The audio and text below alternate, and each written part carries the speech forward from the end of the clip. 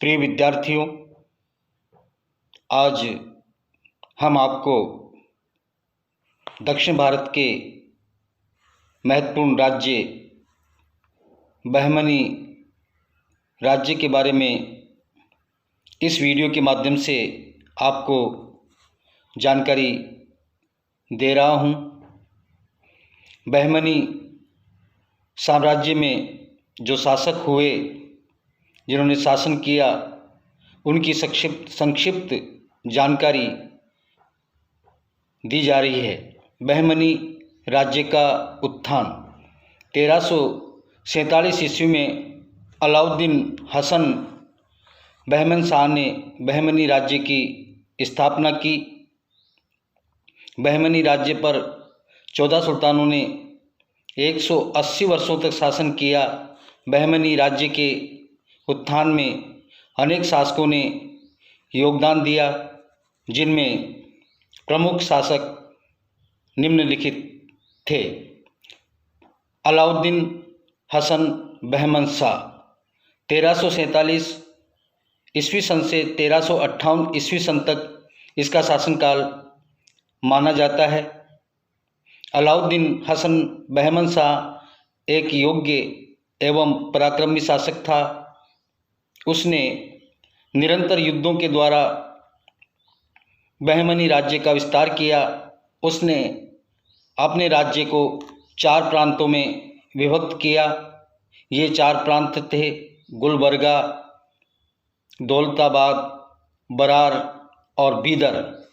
उसने प्रत्येक प्रांत में एक सूबेदार को नियुक्त किया।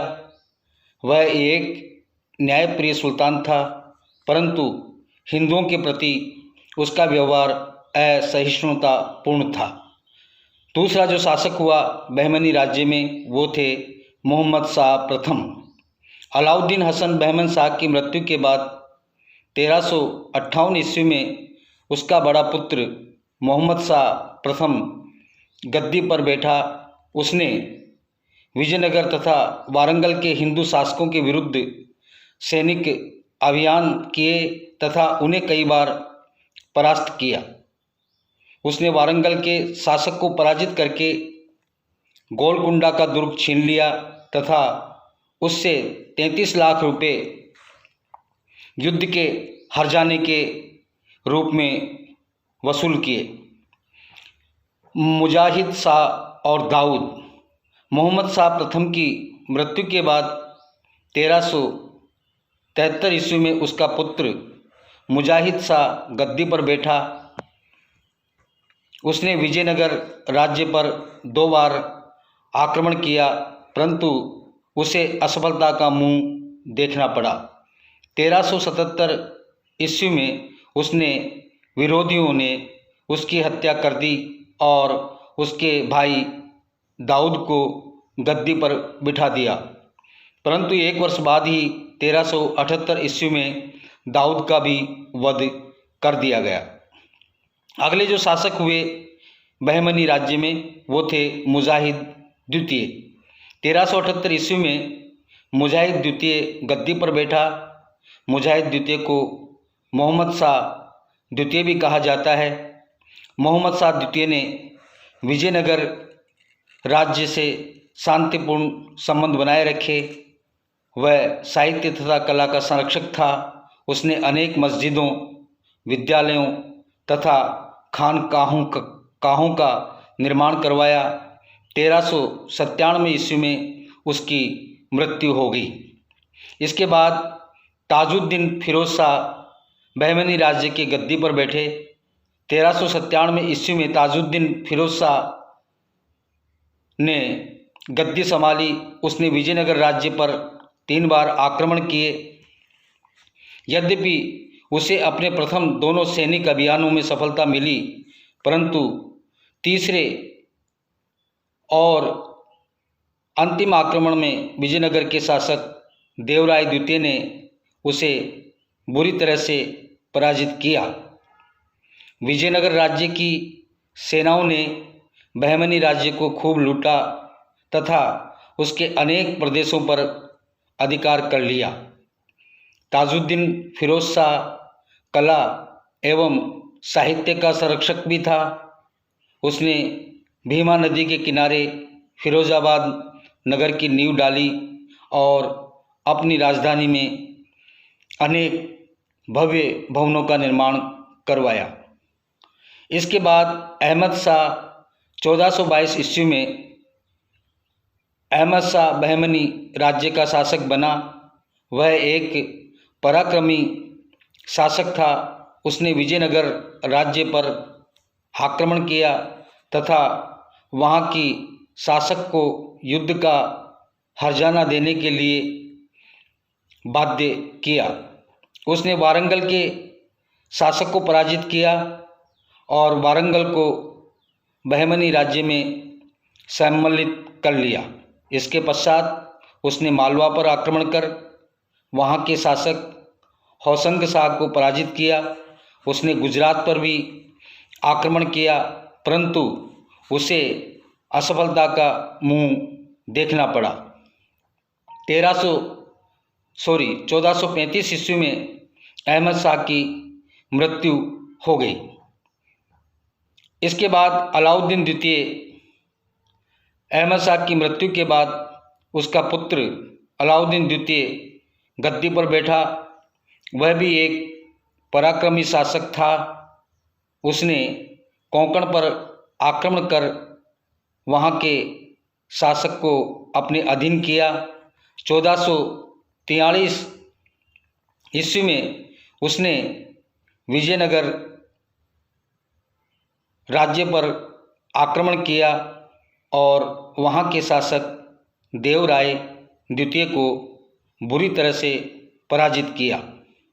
उसने संगमेश्वर के हिंदू राजा की पुत्री से बलपूर्वक विवाह किया। उसने बीदर में एक अस्पताल खुलवाया और अनेक स्कूलों, मस्जिदों और भवनों का निर्माण करवाया। 1457 ईस्वी में अलाउद्दीन द्वितीय की मृत्यु के बाद उसका पुत्र हुमायूं गद्दी पर बैठा। वह एक क्रूर तथा अत्याचारी शासक था और लोग उसे जालिम हुमायूं के नाम से पुकारते थे। 1461 ईस्वी में उसकी मृत्यु हो गई और उसकी मृत्यु के बाद बहमनी राज्य का जो आखिरी और अंतिम शासक हुए उनमें निजाम शाह का नाम आता है, जिसका शासनकाल 1461 ईस्वी से 1463 ईस्वी तक माना जाता है। हुमायूं की मृत्यु के बाद उसका अल्पवयस्क पुत्र निजाम शाह गद्दी पर बैठा, परंतु 1463 ईस्वी में ही उसकी मृत्यु हो गई। मोहम्मद शाह तृतीय, ये बहमनी राज्य के अंतिम शासकों में इसकी गणना की जाती है। निजाम शाह की मृत्यु के बाद 1463 ईस्वी में उसका छोटा भाई मोहम्मद शाह तृतीय गद्दी पर बैठा। वह एक योग्य और उत्कृष्ट प्रशासक सिद्ध नहीं हुआ, क्योंकि वह एक विलासप्रिय शासक था। उसका अधिकांश समय सुरा तथा सुंदरी के सेवन में ही व्यतीत होता था। उसके समय में शासन कार्यों का संचालन उसके वजीर महमूद गवां के द्वारा किया जाता था। महमूद गवां एक वीर योद्धा, कुशल प्रशासक तथा चतुर राजनीतिज्ञ था। उसने कोंकण पर आक्रमण करके उसके अनेक दुर्गों पर अधिकार कर लिया। उसने विजयनगर राज्य पर भी आक्रमण किया और गोवा पर अधिकार कर लिया। उसने उड़ीसा पर भी आक्रमण किया और वहाँ से भी लूट में विपुल धन प्राप्त किया। महमूद गवाह ने बीदर में एक विद्यालय तथा पुस्तकालय की स्थापना की। 1481 ईस्वी में महमूद गवाह के विरोधी अमीरों के भड़काने पर सुल्तान मोहम्मद शाह ने महमूद गवाह का वध करवा दिया और 1482 में मोहम्मद शाह की भी मृत्यु हो गई। इस प्रकार से बहमनी राज्य का हम संक्षिप्त रूप से वहाँ के शासकों का उल्लेख कर सकते हैं। इसके बाद बहमनी राज्य का पतन प्रारंभ हो गया। मोहम्मद शाह की मृत्यु के बाद ही महमूद शाह गद्दी पर बैठा। उसकी अयोग्यता तथा दुर्बलता के कारण बहमनी राज्य में अशांति एवं अराजकता फैल गई। 1558 ईस्वी में महमूद शाह की मृत्यु हो गई।